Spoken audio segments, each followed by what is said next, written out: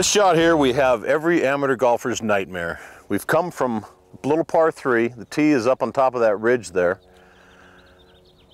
Basically, every amateur I've ever played with, all they see is the water. So inevitably, what do? They take 1 or 2 more clubs, make sure they get it over the water. Now they're back here on the hill with a straight downhill shot to the green. All the amateurs I've played with are absolutely scared to death to hit a sand wedge on chip shots. They seem to think there's too much loft. They can't get it down the hill. Most of them hit a pitching wedge.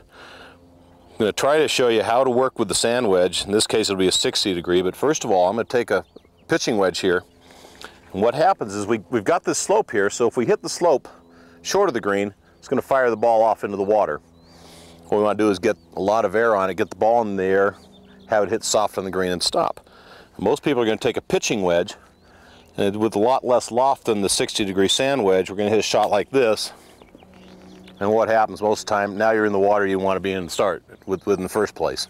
You're going to have a lot less loft, the ball's going to release, end up in the water. So ideally what I want to do is either take the 56 or the 60 degree, whichever one you have, and we're just going to lift the ball in the air, hit it hard enough to make sure we get it down this hill right here, but then when it hits the green, you'll see it's going to change. It's going to have a nice soft landing to it.